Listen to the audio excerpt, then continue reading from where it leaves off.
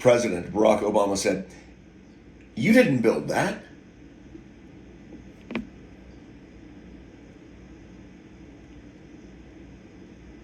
He was correct.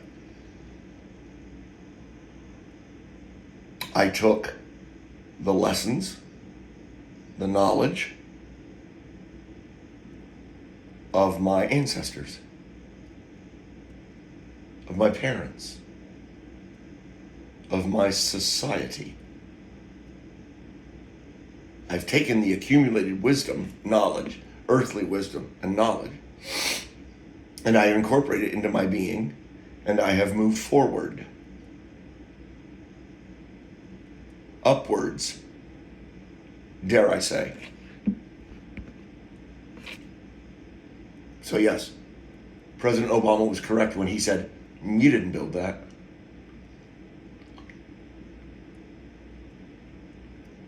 And as one last parting shot for this man, and I'll try to leave him alone, him and Michelle, because Secret Service could show up, but it would be with flowers, I'm sure. And a card from Michelle Obama herself.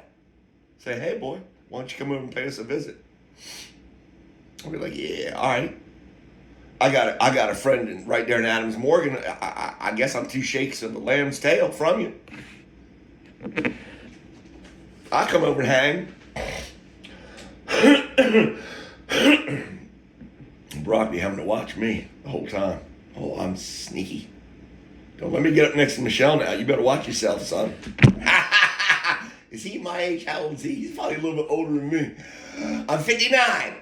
Shut up. Okay. Now, the real reason for this post. I just like them. I like the two of them. I always have. Oh my God, a white man, conservative, a small businessman. I voted for him. Yeah, well, we've touched on that, and he lied to me, so they all lie. They all lie, so it doesn't matter. All right, 10 Commandments. John, try to get to it.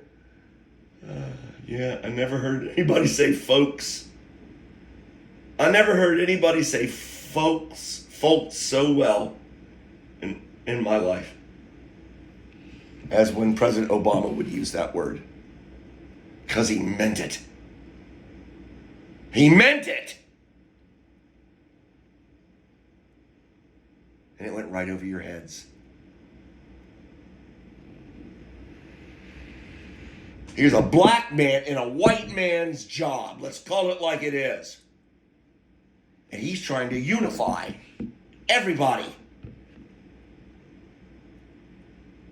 Fuck that. They didn't pay you enough, dude. They didn't pay you enough for that shit job. And I know your wife said to you, "Are you sure you want to do this?" Because I know Martin Luther King's going through her head when she's asking you that question. Are you sure you want to do this? Lay down and die?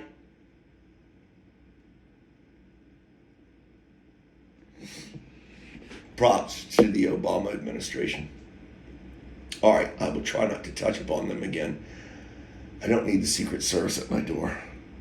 Well, it would be with a bouquet of flowers, I'm sure. And a love card from Michelle. Okay, moving on. Let's talk about the 10 Commandments.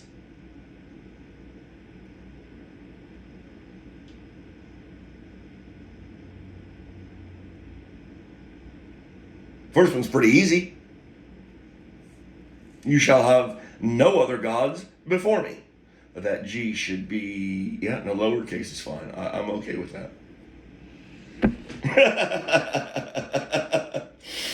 You shall have no other gods before me. That's pretty easy. There's just jealousy. The Creator's jealousy coming through loud and clear right from the first commandment. Have you ever put anything before God? I'll bet you have. I'll bet you have in your life. And you walk, whether you be a professed Christian or not, I'll bet you have, because I have, as a professed Christian, I have deposed God. I have taken him from the seat in the throne room of my heart the Holy Ghost, and I have said, get out. How dare I? And I put something else in. After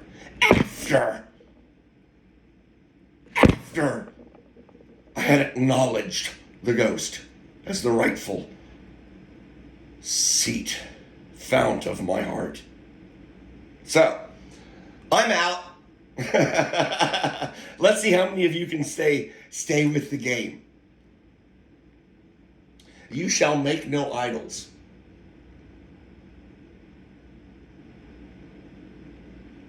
Yeah, it does. That sounds kind of antiquated, doesn't it? Golden calves.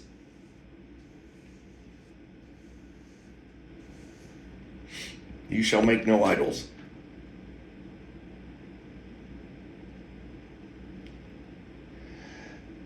Let's see. God. Allah. Allah Akbar. Yahweh.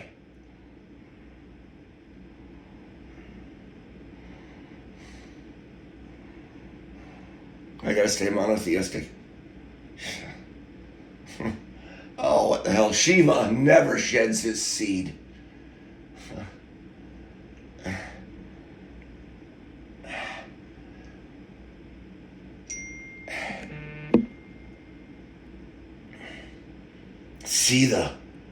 See the multi-armed Shiva. Do I have it right? Dripping in gold. Multiple arms like an octopus. Is that the right God? Do I have the right one? Shiva never sheds his seed. Man, there's a beautiful image. I've seen pictures of that.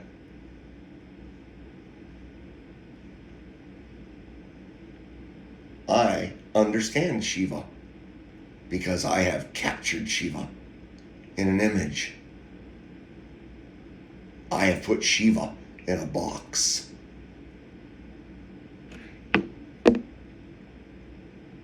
The moment you try to make an idol of the Creator, you attempt to put the Creator in a box. You attempt to define the Creator. Woe is you.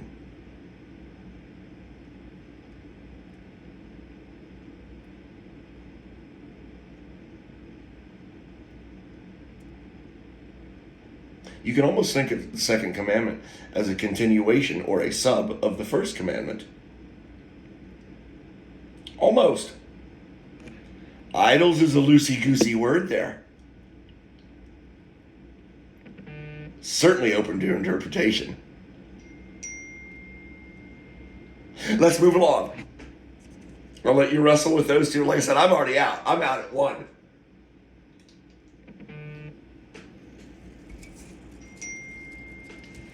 My brother would pick me out and start blowing up my phone. I apologize. Lord, I apologize.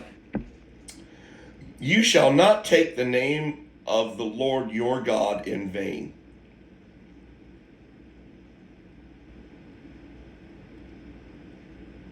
Oh, I didn't know Sacre Bleu. I didn't know it held that kind of zeal to a Frenchman. I can still remember Paulie chuckling. And I'm looking at him, this old Cajun Frenchman, and I'm like, what's so funny? I just said Sacre Bleu. And he's like, you said the equivalent of taking the Lord's name in vain.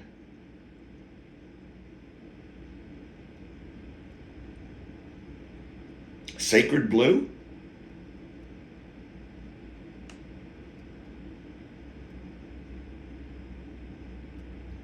So I don't care. Pick one. Pick the GD word.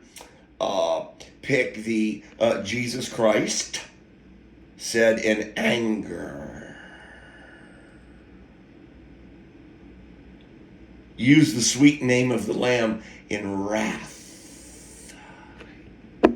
There it is. You've taken the Lord, your God's name in vain. See how subtle it is? It's not the verbiage. It's not the wording.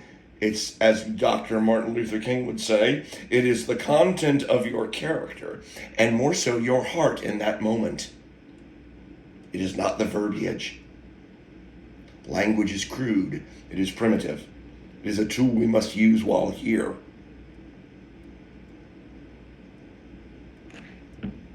Unfortunately, as a quick aside, I happen to be very good at creating imagery with said crude form of communication.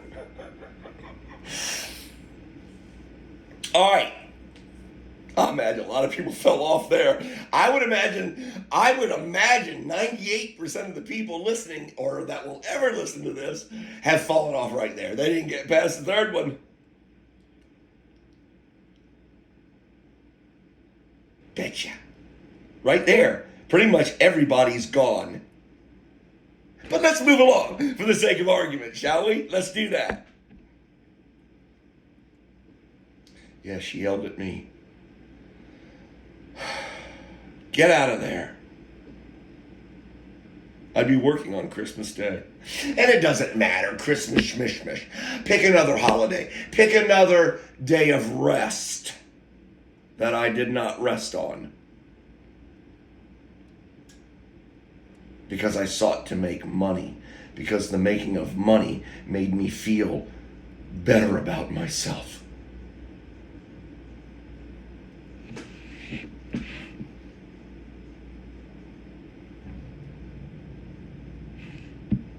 I'm enjoying retirement. I have a whole lot of Sabbath days now. And I'm enjoying them immensely. I've worked so hard for so much of my life.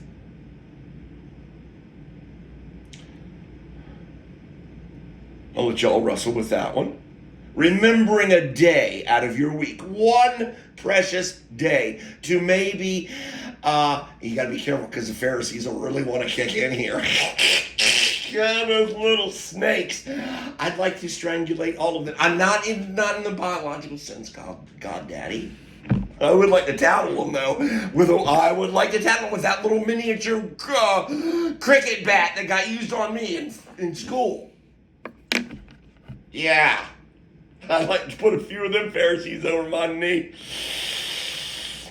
Be careful with your rules and regulations is what I'm saying. We're talking about them right now. This is it.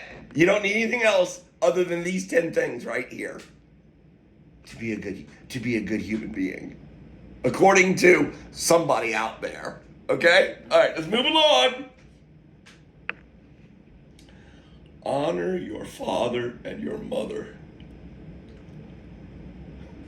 There ain't gonna be nobody left after this one. It's getting so stupid. There was nobody left after 3. All right, but let's keep going. No, Johnny Transparency. It's almost getting comical now. Honor your father and mother. I know you've done that all of your life. I know your father said go and you went. Your mother said do and you did. I know it. I know it. Without a doubt, you kept your parents' commandments to you as a child in their home developing. Yes?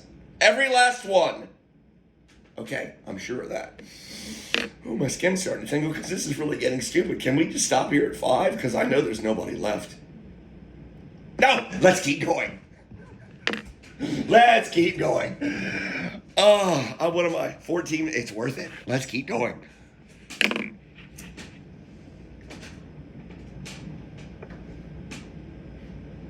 Murder is an interesting word.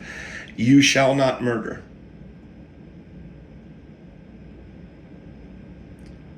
That is a very interesting word. It's a very complex word.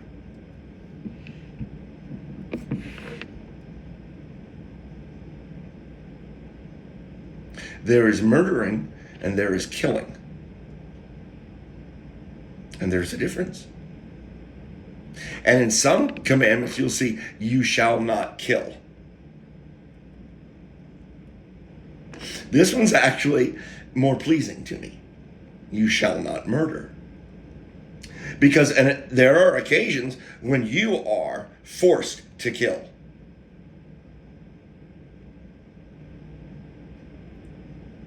It just is. There are occasions when you must kill. That's kill or be killed. That's kill or be killed. I won't go any further. Let's move along.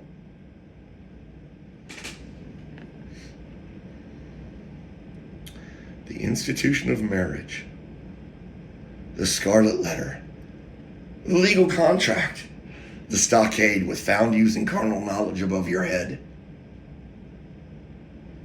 The institution of marriage, the contract.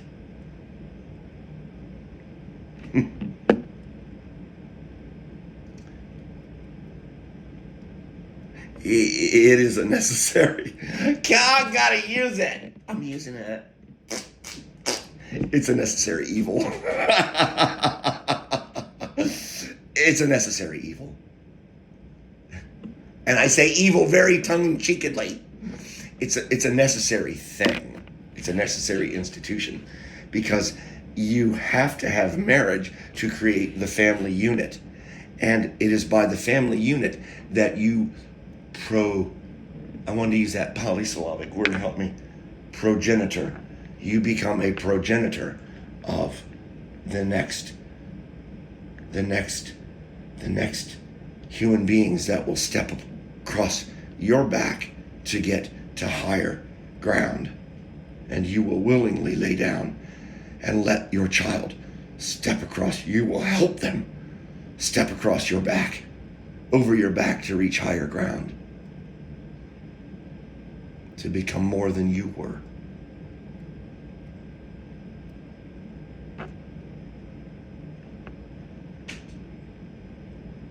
So when you commit adultery,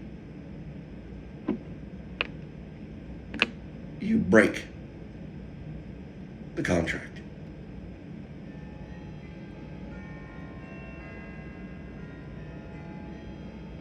I won't get into the do not marry, the institution of marriage is old. I won't get into any of that. Let's move along.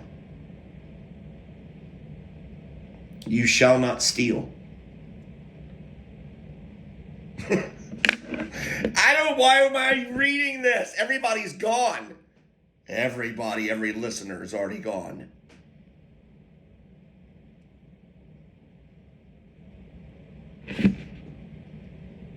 In India, I think they still practice it in some areas in India. Man, they showed this one guy, he had no right hand and he had no left foot. Because apparently he didn't get the lesson the first time when they cut off his right hand for stealing. Then they cut off his left foot so he couldn't run away when he got caught stealing again.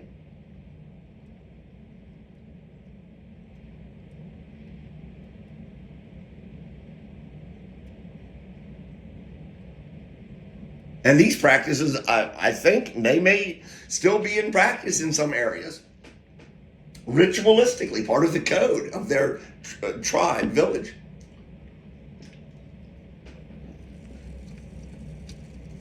Now, do you really think that ballpoint pen was worth it?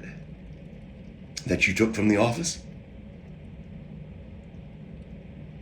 Oh, you don't work in an office. Well, fill it in. Because I'd be willing to bet you at some point, somewhere along your life, you picked up something that you knew wasn't yours. You knew it. And you knew it wasn't lost either.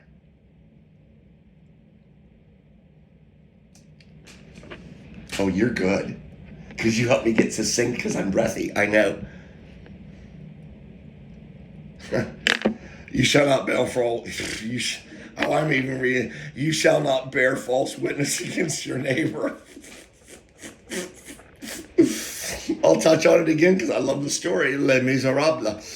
And this guy who's obsessed, this warden, he's never had an escapee, and he's got one now. And he's going to find this man because this man stole a loaf of bread. And he's going to serve the rest of his sentence. Now he's going to serve some more because he escaped. And he's looking at the nun, the lead nun, of the ministry, of the monastery, of the nunnery of this village. And he says, Madam, whomever it is known throughout the village that you have never lied, I need not search your house, but to ask you, is Jean Valjean hiding in your house? And she looks at him and she says, no. Now he's hiding behind the door the whole time.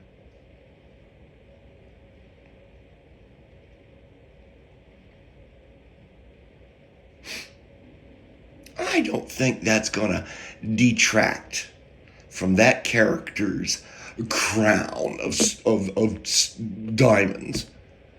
I think that lie is going to, I think Goddaddy, I would like to think that Goddaddy would, in that circumstance, look at that vista and go, I forget. Yes, moving along. You lying sacks of shit, all of you. You all are gone. Everybody listening to this is gone by the third one.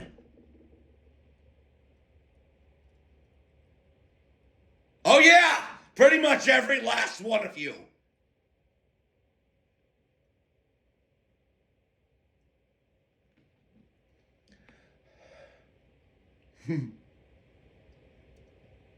You shall not covet. I'm not even touching that one. I'm done here. I was out at 1 and everybody else was out at 3. And if you weren't out at 3, 4 or 5 shot you down. You never made it past 50%. And I'm being really generous with you right now. You were out at 3. Certainly. Because in your anger, in your wrath, at some point, you have called upon the name of Jesus Christ, or you have said, God damn it, in wrath, or whatever, sacre bleu. And you have taken his most holy, precious name, and you have defiled it by your tongue. You've done it. Yes, you have. Do not lie to me.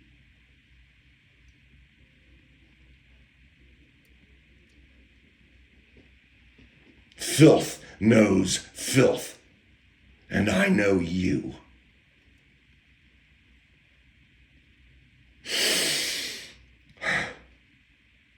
So there's your 10 commandments. There they are, black and white. 10 little seemingly innocuous little rules that you don't have a chance in hell of keeping.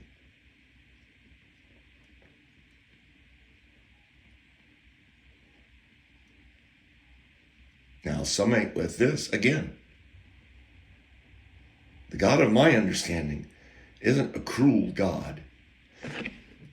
He's omniscient and omnipotent, but he has free will too. And you little fuckers out there seem to forget that. And you want to put him in a box and you want to be the puppeteer.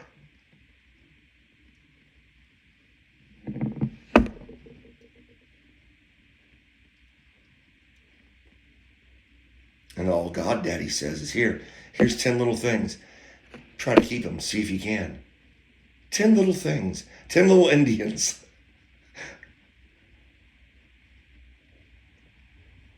And you can't even keep a lousy list of 10 little chores.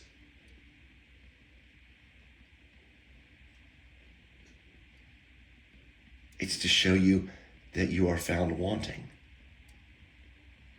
If you want to be the best human being you can be, first of all, you have to not cuss. And I'm not really good in that department.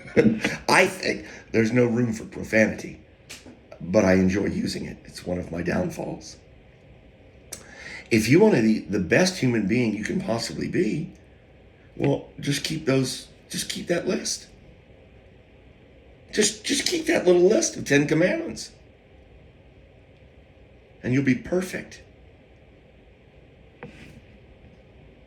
Good luck with that.